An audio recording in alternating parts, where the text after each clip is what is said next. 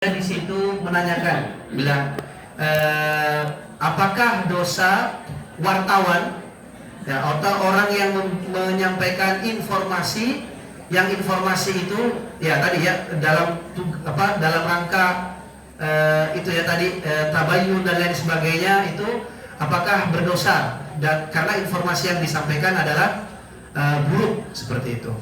Nah, di dalam fatwa itu argumentasinya yang pertama tentu tadi ya berkaitan dengan tidak boleh kita membicarakan keburukan orang lain. Tetapi kemudian yang kedua, dalam kaidah usul tadi ada hukum-hukum yang bisa dialihkan dari hukum asal menjadi hukum yang lain karena ada kebutuhan. Nah, contohnya tadi adalah wartawan tadi ya. Wartawan tadi itu boleh dia menyebarkan keburukan orang dalam rangka tabayun tadi. Karena apa? Menggunakan metode yang disebut istihsan. Istihsan itu adalah mengalihkan dari hukum asal kepada hukum yang lain karena ada sebuah kebutuhan tadi.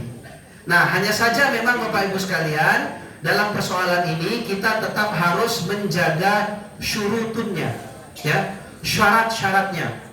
Nah, tadi syarat-syaratnya adalah apa yang kita bicarakan adalah sesuatu yang sudah terkonfirmasi. Maksudnya apa Bapak Ibu sekalian? Jangan sampai kita memastikan sesuatu padahal sesuatu itu belum pasti. Itu yang pertama Bapak Ibu sekalian.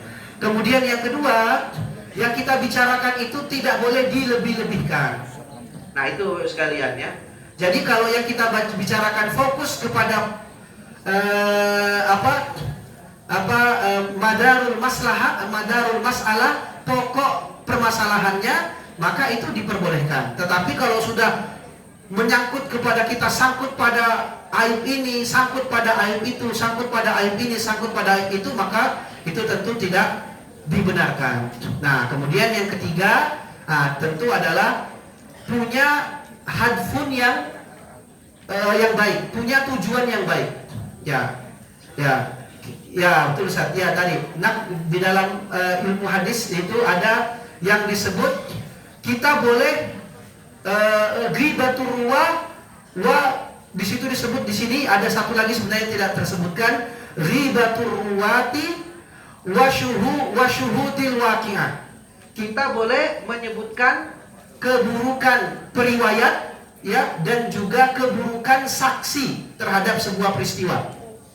Nah, misalnya kalau periwayat itu Bapak Ibu sekalian, di dalam ilmu hadis itu sudah menjadi tradisi.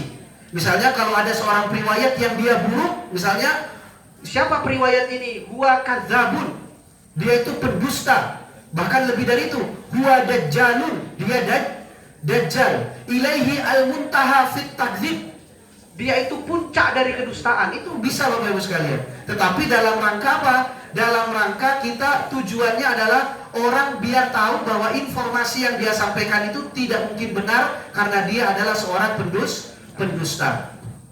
Begitu pula misalnya di pengadilan Bapak Ibu sekalian, ada orang yang menghadap.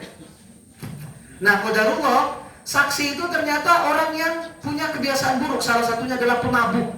Boleh Bapak Ibu sekalian kita mengatakan jangan diterima saksi orang ini karena dia adalah pemabuk. Nah, itu tadi ya. Jadi itu bisa tadi dengan syarat-syarat.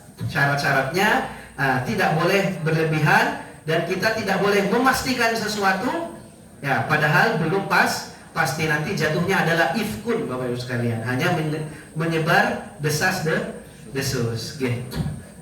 Oke.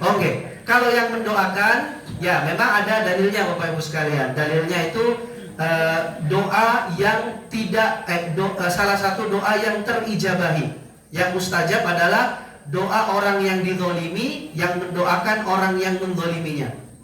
Meskipun di sini di dalam para ulama mengatakan meskipun di sini adalah jumlah khobariyah ya, informasi yang sifatnya informatif saja, tetapi di situ menunjukkan yadullu alal ibahah, menunjukkan kebolehan seseorang yang merasa terzolimi mendoakan orang yang menzoliminya. Tetapi lagi-lagi Bapak Ibu sekalian, doanya tidak boleh berlebihan juga.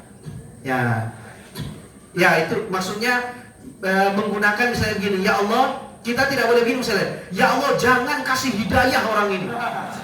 Nah, itu yang misalnya itu termasuk dalam hal berlebihan. Ya Allah ini saya tidak rela dia hanya dibalas di dunia. Masukkan dia ke neraka ya Allah. Saya dengan gitu ya. Ya Allah, tolong.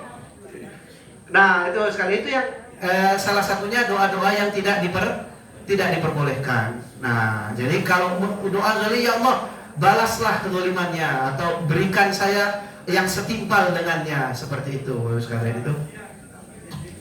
Oke, nah mungkin bisa bilang berikan dia balasan yang setimpal terhadap apa yang dia lakukan. Persoalan nanti pembalasannya seperti apa, kita serahkan kepada Allah Subhanahu wa Ta'ala.